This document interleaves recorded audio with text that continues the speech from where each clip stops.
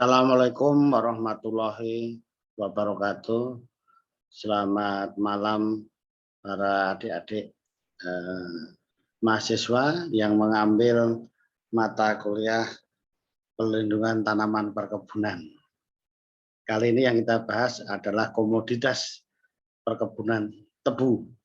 Jadi hama dan penyakit tanaman tebu.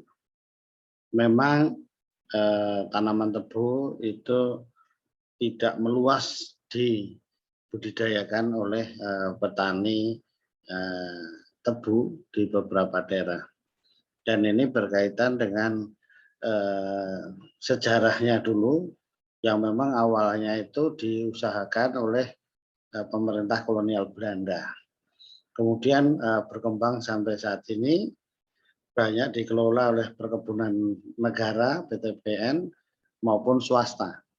Swasta.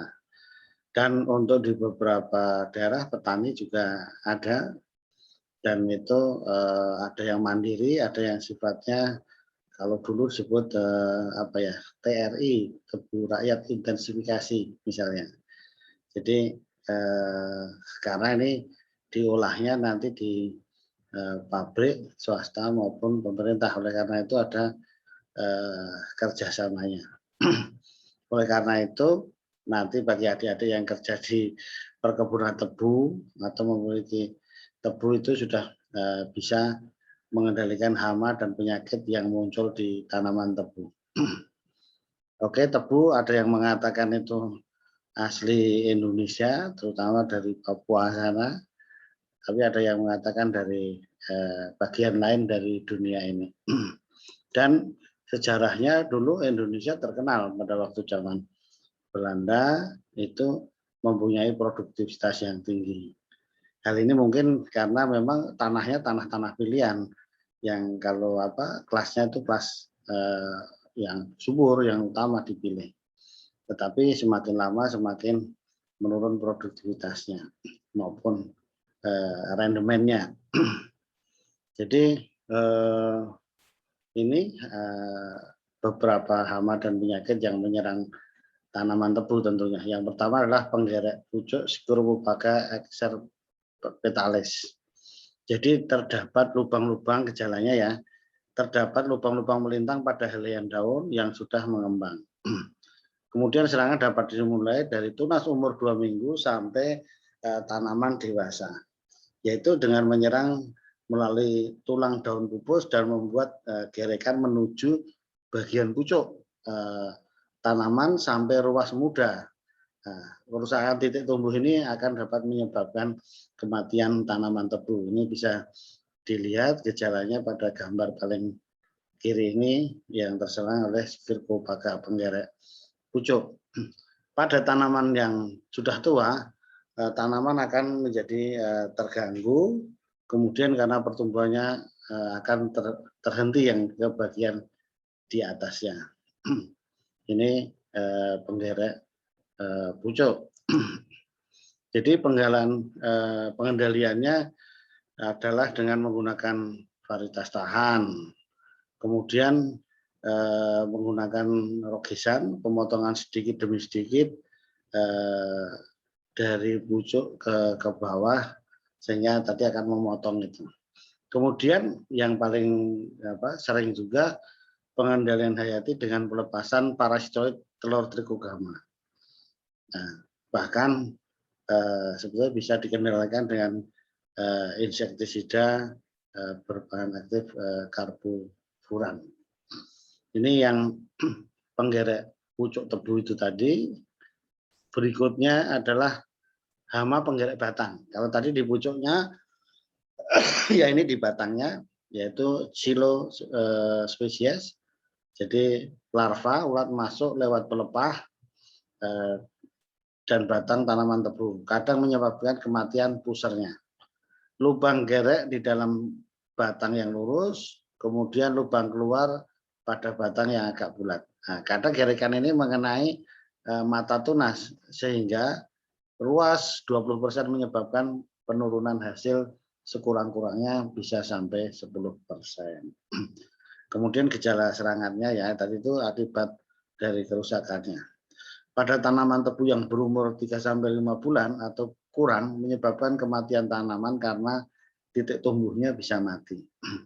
Yang kedua, pada tanaman tadi pada tanaman muda itu, pada tanaman tua menyebabkan kerusakan ruas-ruasnya sehingga pertumbuhan ruas di atasnya terganggu. Sehingga batangnya pasti akan memendek dan rendemen gula dipastikan turun karena hama ini. Berikutnya pengendaliannya bagaimana?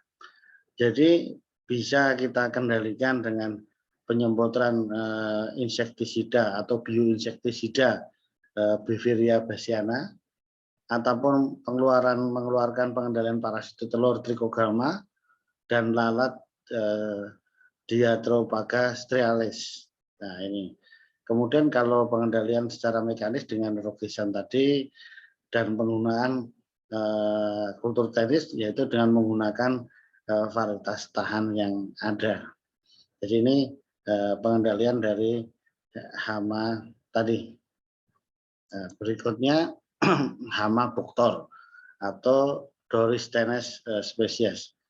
Jadi larva akan memakan atau menggerek pangkal tanaman sampai 5-10 cm dari batang tebu.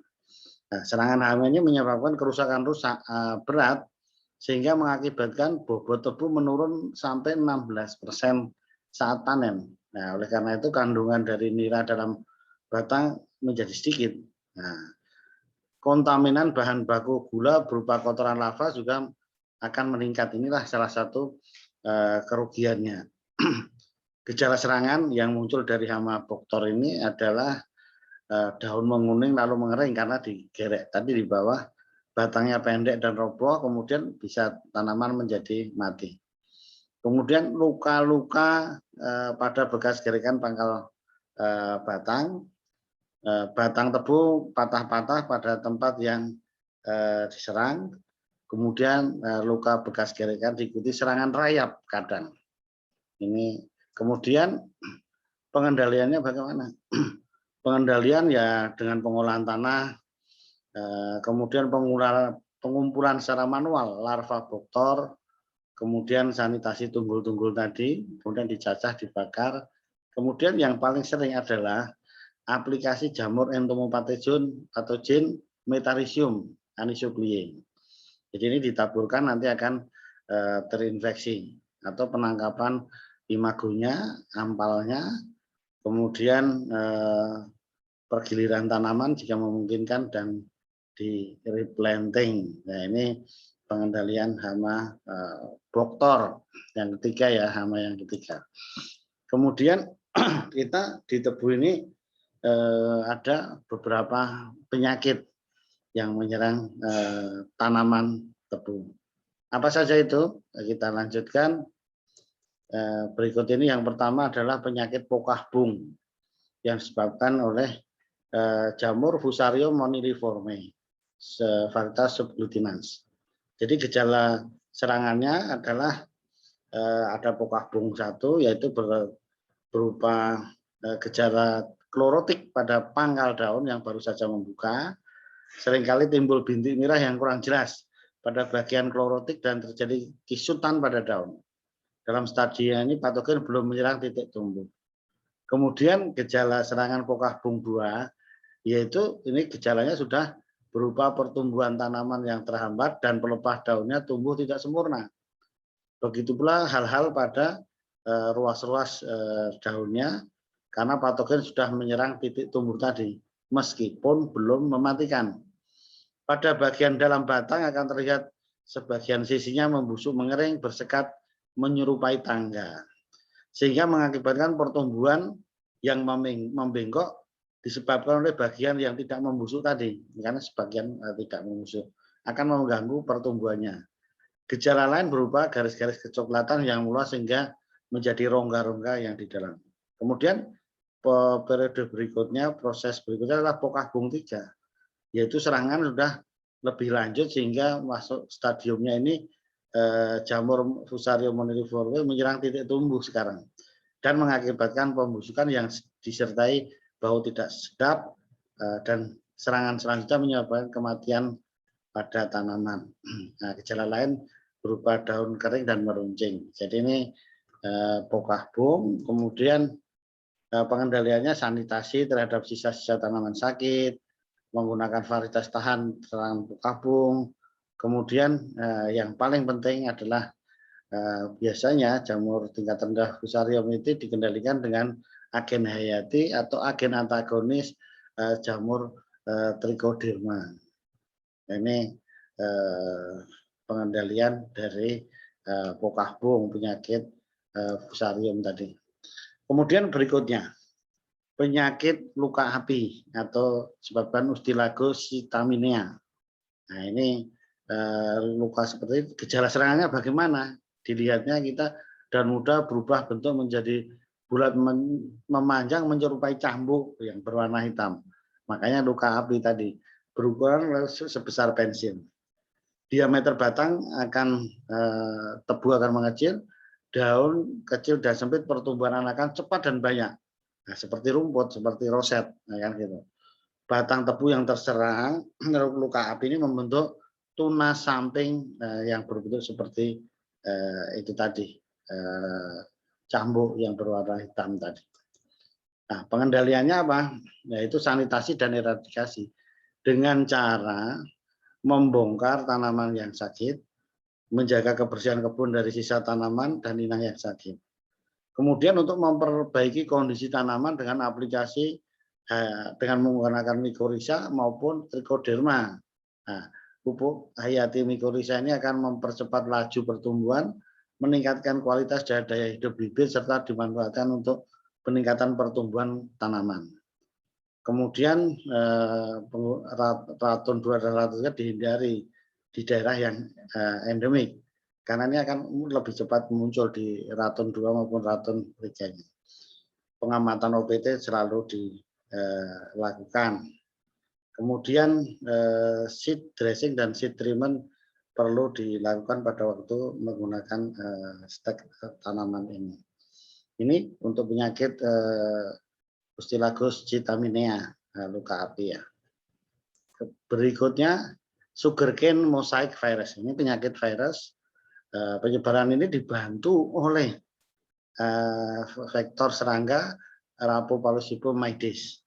Nah, ini gejalanya berupa khas dari virus, yaitu bercak-bercak pada daun ini. Nah, jadi berupa mosaik. Nah, tadi timbulnya mosaik belang pada daun berupa alur memanjang dan hijau. Terdapat garis kuning klorosis. Nah, kemudian kadang timbul warna merah pada daun.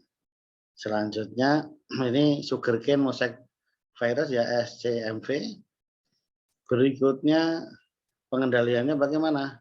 Tentunya kalau virus ya menggunakan varietas tahan, pengendalian vektornya serangga tadi kita kendalikan, serta menghancurkan tanaman dengan cara dicabut dan dibakar. Nah, selanjutnya ini adalah penyakit bundo, Xanthomonas albinian. Ini apa gejalanya? Karena terserang bakteri. Kalau ini bakteri penyebabnya, munculnya klorosis pada daun, kemudian jalur-jalur klorosis yang lama itu menjadi kering.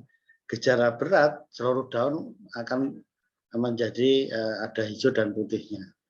Nah, jadi agak pucat. Apabila batang dari tanaman tersebut dibelah, maka akan dilihat pembuluh-pembuluh yang berwarna kuning ketuaan sampai merah. Ini menandakan bakterinya Xanthomonas tersebut.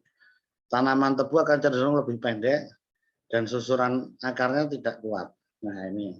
Kemudian pengendaliannya apa? Dengan pergiliran tanaman menggunakan varietas yang tahan bentuk, kemudian solarisasi tanahnya, penggunaan agen hayati yang lain yang antagonis terhadap jamur maupun bakteri endofit bisa digunakan. Nah, kita waktu proses pemotongan tebunya ini harus menggunakan disinfektan, alat pisaunya. Selanjutnya ada penyakit busuk akar dan pangkal batang tebu silaria. Nah, ini silaria arbuscula. Ya, ini yang terakhir ya. Gejala serangannya akar-akar membusuk, kemudian pada ujung timbul noda merah bersenambungan sehingga terjadi pembusukan. Di atas ujung yang terserang akar bercabang banyak. Nah, jadi menjadi bercabang banyak setelah terinfeksi ini, dan ujung akar akan mati. Nah, jadi tanaman menjadi akar seperti sapung. Silinder pusat hilang, membusuk, ujung akar menjadi lemas dan berlubang. Nah, di Indonesia penyakit ini pertama kali ditemukannya di Lampung. Selain itu penyakit tersebut juga ada di luar negeri sebenarnya. Pengendalian ya menggunakan varietas tahan dari jamur ini, kemudian pengolahan tanah, aerasi tanahnya diperbaiki secara rutin.